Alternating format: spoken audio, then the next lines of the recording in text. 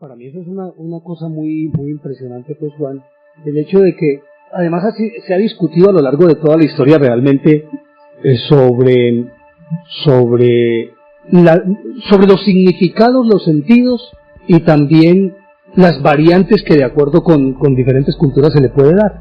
Y es el hecho de que ese pecado, pues, que es el primigenio, el que se supone que es el pecado original, es un pecado que muchos han discutido.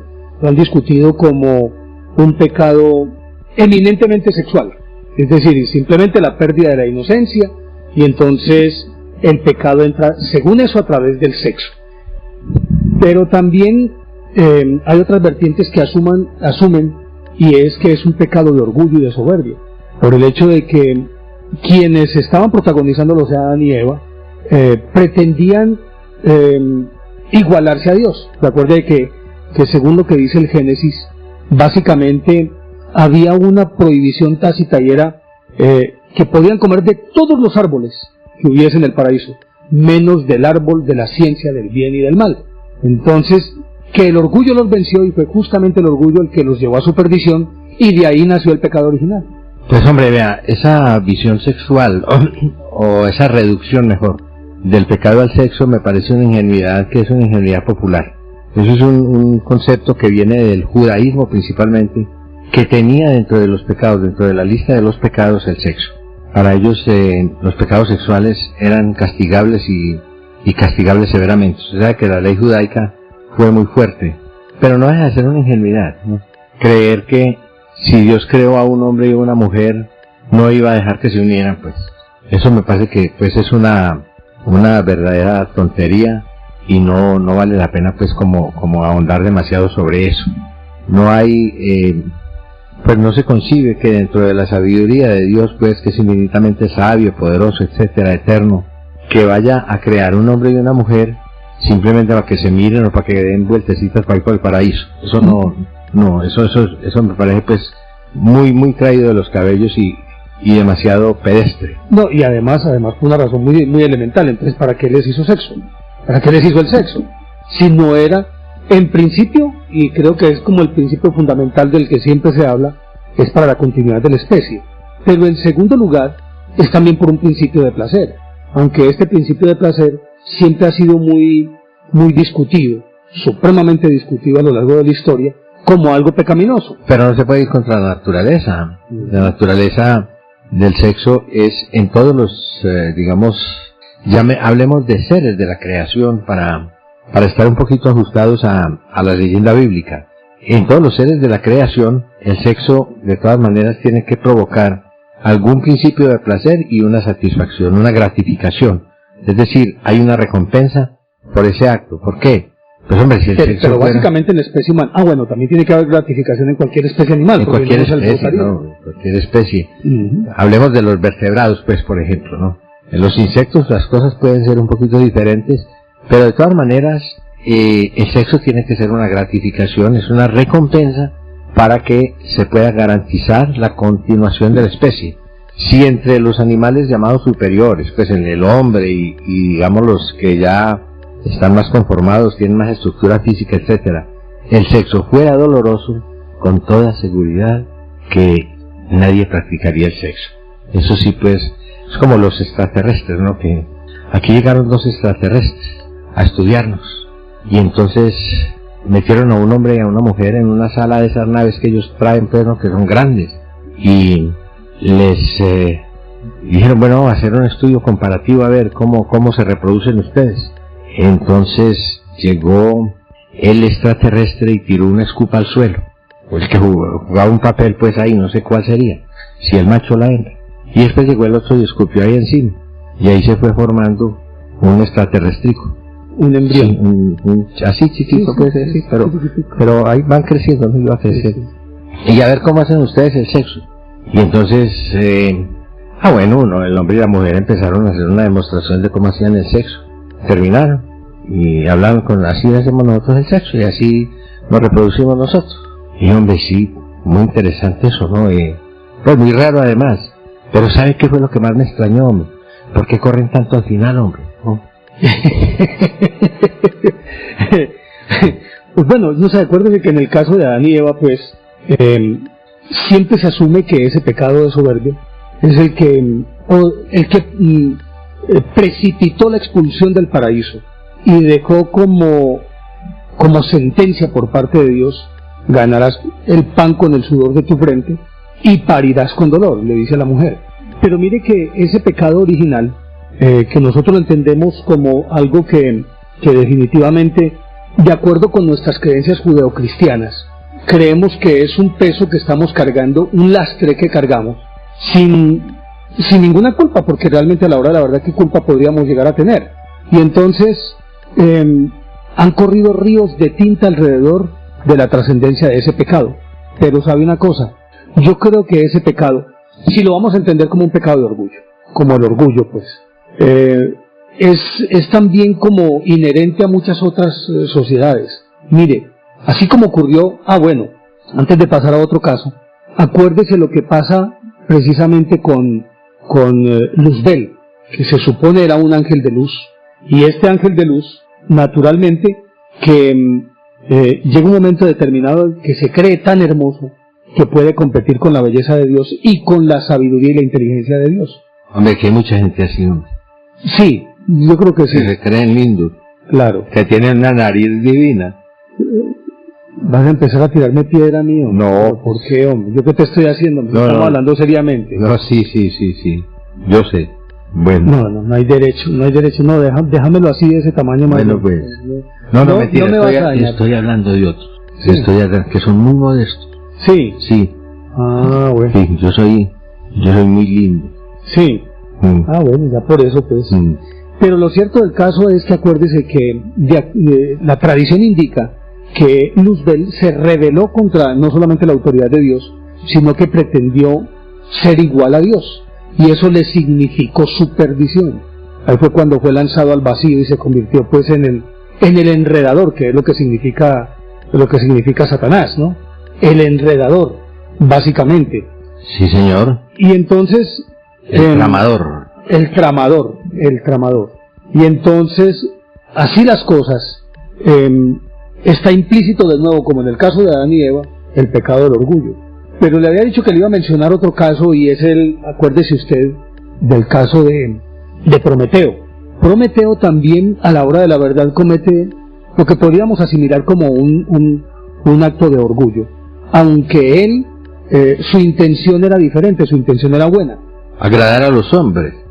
Más que agradar a los hombres, hacerle más fácil la vida a los hombres. Entonces lo que hace es que le roba el fuego a Júpiter, pero antes usted recuerda que le hizo una trastada, ¿no? Resulta que él vino donde los hombres y les dijo: vea, ustedes van a hacer un sacrificio a Zeus. Pues resulta que a él le gusta lo pulpito, lo bueno. Y entonces, sacrifiquen el cordero, eso es un cordero siempre. No, en el caso de Júpiter, se acuerde de que era más la cultura de Tauro, pues, del Poseidón, el toro. El toro, sí, el toro. Claro. Y entonces le un ovino, pues mejor. Sí. Un bovino. Y entonces le sacrifica el toro y coge y los huesos los envuelve en un pellejo muy bonito, muy bien presentado, y la carne la mete por allá, la tira por allá como si fuera el desperdicio. Entonces cuando llega Júpiter, él, por razones obvias, escoge la que está mejor presentada y se lleva son los huesos. Eso desata la ira de Júpiter y desafía su autoridad de alguna manera también. Pero después de eso, entonces, Prometeo le roba el fuego, se lo trae a los hombres, y con eso, pues imagínese, el principio de la civilización es el fuego. Sin el fuego no estaríamos donde estamos. De la civilización occidental. No, pero cualquier sociedad, Juan, necesariamente tiene que tener el fuego. Aún los nativos, para cocer alimentos. No lo material, es lo simbólico y las consecuencias que se derivan de ahí. En primer lugar, Prometeo era un lambón, era más lambón que un chavista, y él quería congraciarse con los hombres. Les entregó el fuego. Entregarle el fuego a los hombres, a esos hombres, porque cuidado que es que nosotros nos tenemos que ubicar en los contextos culturales. Empezaron a hacer con el fuego cualquier cantidad de barbaridades. Lo primero, las armas. Las armas se fundían, sean de bronce, sean de hierro, todo eso, con el fuego. Se formaban las armas. No la utilización, digamos, benigna del fuego, que es por ejemplo asar una carne, ¿no? O ablandar, no la utilización para la vida práctica del individuo. O ablandar un producto. No. O para templar el acero. Eso le dañó la mentalidad a los hombres de tal manera que siguieron desesperadamente y en una forma desaforada cultivando la cultura del fuego. Por eso nosotros, como occidentales, digamos como influidos y dominados por el eurocentrismo, pertenecemos a la cultura prometeica, que es la cultura del fuego. El fuego ha llegado a tales extremos que ya hoy en día, pues cada ser humano, de los 6.000, ¿cuántos hay, mijo, ahora? 6.700 millones. 6.700 millones. Cada uno de esos 6.700 millones tiene derecho a, no sé si son toneladas, 400 toneladas de dinamita. 450. Bueno, ya claro, ahora con todo lo que compró nuestro vecino debe ser más. Pero quiere decir que juntando todos los arsenales que hay en el mundo, si le repartieran eso a cada humano, a cada uno le tocarían 450 toneladas de TNT. Hombre, ¿qué haría usted con 450 toneladas de TNT, hombre? No sé, es una buena cantidad de totes. Ay, hombre, te va a poner a vender totes. A vender totes. No, pues, o triquitraques o chorrillos, ¿o qué? Ajá, algo así. No, eso es terrible, eso es funesto. Es decir, la humanidad está siempre pendiendo de un hilo, precisamente por esa mala utilización del fuego. Pero un momento. Sí. ¿Qué fue lo que hicieron los dioses cuando se dieron cuenta de semejante irresponsabilidad? Infligirle un castigo, que es uno de los castigos más violentos pues, que yo haya visto en las historias, digamos, mitológicas o bíblicas o de cualquier índole. ¿Usted sabe cuál fue el castigo que le infligieron a Prometeo por haber cometido semejante barbaridad? Lo amarraron a una montaña del Cáucaso, y atado con cadenas mandó Júpiter un cuervo que le devorara las entrañas todos los días, y al amanecer le regeneraban, es decir, en la noche le regeneraban las vísceras, y al otro día otra vez el buitre le arrancaba las vísceras durante todo el día, hasta que lo liberó Hércules. Hércules fue el que lo liberó. Sí, señor. Pero perdóneme, Juan, es que yo lo interrumpí también por otra cosa. Y es porque, si bien es cierto, somos una generación, o somos una civilización prometeica, lo menos cierto es que también tenemos que aceptar que sin el fuego no habríamos alcanzado el grado de desarrollo. Estoy hablando de la vida práctica. El grado de desarrollo que poseemos. Cultura material. La cultura material, ¿cómo habríamos... por ejemplo, aviones, por ejemplo, yo no sé si templado, no, el proceso para la cerámica, vitrificar la cerámica, aparte de eso cocer los alimentos, no, el acero, todo lo que usted quiera, todo lo que usted quiera. No hubiéramos llegado a ese estado, pero tampoco hubiéramos llegado a este estado de caos, porque vivimos siempre en una bipolaridad, una especie de ambivalencia, en donde el símil del machete. El machete es inocente. Usted lo puede utilizar para el bien, y entonces le sirve para labrar la tierra, le sirve para para hacer tantas cosas buenas, ¿no? Para cortar un racimo de plátanos, lo que usted quiera, ¿no? Le sirve para trabajar, pero también sirve para cortar cabezas. Claro. También pueden, como el mismo TNT. Sirve para volar poblaciones, hacer masacres y lo que se quiera, pero también sirve para abrir túneles y carreteras. Ah, sí. Obvio. Es terrible ver, por ejemplo, cómo en África, en esas luchas tribales, que no tenían acceso a las armas porque no habían conseguido, digamos, un estado de beligerancia, y por esa razón, pues, por esa única razón, los traficantes de armas, los del negocio de las armas mundiales, no les vendieron armas. Entonces hacían sus masacres sencillamente a punta de machete. Los Mai Mai, porque dicen Mau Mau, pero en realidad los que dirigía Jomo Kenyatta, el líder africano congolés, él tenía una guerrilla que se llamaban los Mai Mai, y que hacían todos sus estragos con un machete, y hay que ver lo que hacían, por Dios. Por ejemplo, llegar a la finca de un ganadero británico, holandés, y cortarle los tendones a todas las reses, cortarle los tendones de tal manera que esos animales no se podían mover. ¿Qué tenía que hacer el finquero, el granjero? Llegar al otro día y darles el golpe de gracia, aplicarles la muerte porque no había más remedio, eso no tenía salvación. Y estamos hablando de 2.000 o 3.000 reses, entonces el daño era tremendo, con un solo machete, que eso es lo terrible. ¿Y se acuerda usted de estos días que le hicieron una entrevista a Oscar Julio Liscano, que había un guerrillero que lo llamaban Comidita, que era muy comelón, por alguna razón lo llamaban Comidita, era demasiado glotón, y este muchacho una vez como que le metió la mano a una remesa y se comió lo que le habían mandado traer, entonces lo condenaron a muerte. Pero como estaba cerca de un punto de operaciones, un teatro de operaciones del ejército, había que ejecutarlo sin hacer ruido, sin detonar, sin hacer ninguna detonación. Entonces le dijeron a Izaza que lo matara sin hacer una detonación. Entonces él contestó, dijo, no, díganme a ver cuánta leña hay que cargar, porque yo no hago eso. Y se lo entregaron a otro, para que le volara la cabeza con un machete.